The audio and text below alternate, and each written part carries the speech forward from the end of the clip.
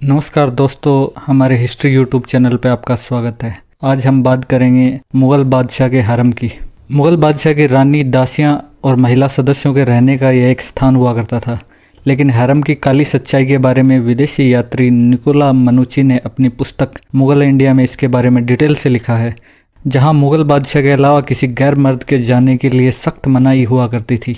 मुग़ल हरम में हजारों की संख्याओं में रानी, दासियां और महिलाएं रहती थी, जिनमें से कुछ पसंदीदा बेगमें दासियों को बादशाह के साथ रात बिताने का मौका मिलता था। बाकी बची हुई बदनसीब औरतों को जिंदगी भर किसी मर्द को देखने को या छूने का मौका भी नहीं मिलता था। निकोला मनुची बताते हैं कि जब हरम में औरतें बीमार पड़ जाती थी तो एक डॉक्टर होने के नाते उसे हरम में लेकर जाया जाता था।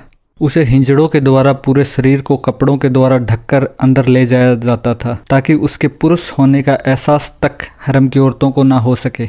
उसकी निगरानी हिंजड़ों के द्वारा की जाती थी और वह केवल बीमारी के इलाज तक ही सीमित रह सकता था। परंतु हरम की औरतें बार बार बीमार होने का नाटक किया करती थी, ताकि इलाज के बहाने जब डॉक्टर या वैद्य उसे देखने आए तो वह अपने निजी अंगों को डॉक्टर के हाथों से छूकर आनंद ले सके। हरम के भीतर सैकड़ों की संख्या में स्त्रियां होती थी, कुछ रानियां, कुछ बेगमें, दासियां, कुछ गुलाम और कुछ विदेशी स्त्रियां, जिन्हें विदेशों से युद्ध जीतकर उपहार के रूप में लाया जाता था। हरम में कुछ औरतें अफ्रीका से भी लाई जाती थी, जो कद काठी की मजबूत होती थी और उनका मुख्य काम हरम की सुरक्षा करना होता था। उन्हें शस्त्र विद्या भी सिखाई जाती थी, ताकि हरम के भीतर किसी विद्रोह या खतरे की स्थिति में वो तुरंत कार्रवाई कर सके। एक बार जो औरत हरम में आ गई, उसके लिए फिर बाहर की दुनिया के दरवाजे हमेशा के लिए बंद हो जाया करते थे। वह जीवन भर उन्हीं दीवारों के भीतर कैद हुआ करती थी। उसके बच्चे भी वहीं पे पैदा होते और उसका लालन पालन, शिक्षा सब हरम की चारदीवारी के भीतर ही हुआ करता था। हरम केवल एक कैद खाना ही नहीं था, वह एक रंग महल था, जहां मुग़ल बादशाह अपनी इच्छाओं और मनोरंजन की पूर्ति के लिए आया करता था। वहाँ एक विशेष कक्ष होता था जिसमें बड़े वैभव और साज सज्जा से सजाया जाता था, जहाँ दासियाँ राजा के स्वागत में खड़ी रहती थी। जैसे ही बादशाह उस कक्ष में जाते थे, दासियाँ उनके वस्त्रों को उतारती और चंदन, गुलाब, केसर से बने लेप को उसकी देह पे मालिश करती। कुछ दासियाँ पंखों से हवा दिया करती थी, कुछ गीत गाती, कुछ अन्य नृत्य किया करती थी। और यदि कोई दासी बादशाह को अत्यंत प्रिय लगती तो वह उसे चुनकर उसी के साथ रात बिताता था। यही कारण था कि हर दासी अपने स्तर पर बादशाह की सेवा में तन मन से जुड़ जाती थी, इस आस में कि शायद वह अब अगली पसंदीदा बन जाए। इस प्रकार की अनेक प्रतिस्पर्धा में दासियां रहती थी। स्त्रियों के बीच वह अपने अस्तित्व को साबित करने के लिए, अपना स्थान सुनिश्चित करने के लिए तन मन से लग जाती थी। लेकिन इस भव्य और सुनहरे पिंजरे में प्रवेश पाने से पहले एक और परंपरा थी, जिसे मुग़ल हरम में नई लड़कियों की परीक्षा के लिए बनाया गया था। जब किसी नई लड़की को हरम में लाया जाता था, चाहे वह दासी हो या उपहार में मिली हुई या किसी राज्य से कर के रूप में भेजी गई हो, तो उसे योग्यता प्रशिक्षण से गुजरना पड़ता था। नाम पर भले ही उसे सेवा के लिए जांच कहा जाता था, लेकिन हकीकत में यह उसकी देह, कला और आकर्षण के प्रति परीक्षा होती थी। सबसे पहले स्नान परीक्षा, जिसमें लड़की को सुगंधित पानी से भरे हुए छोटे तालाब या संगमरमर के बने स्नान घर में नहलाया जाता था।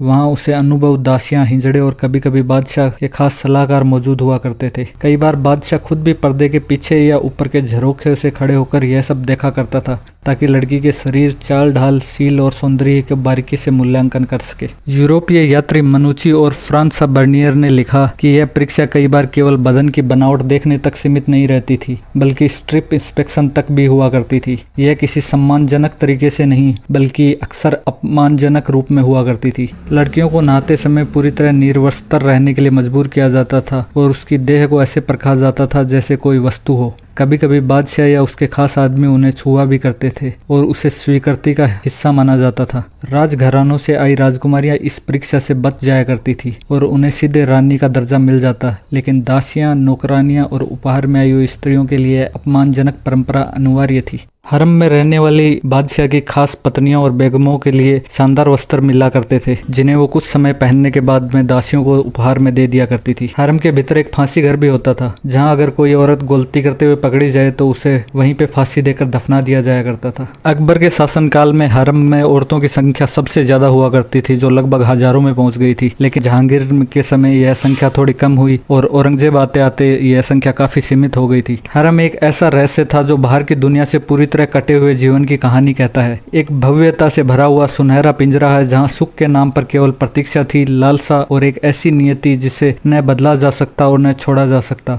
मुगल काल का यह हरम सत्ता की ताकत और विलास का प्रतीक था, लेकिन इसके पीछे छुपी हुई काली सच्चाई भी थी, जिसमें एक स्त्री की जिंदगी सिर्फ बादशाह की नजरों की मोहताज होकर रह जाया करती थी।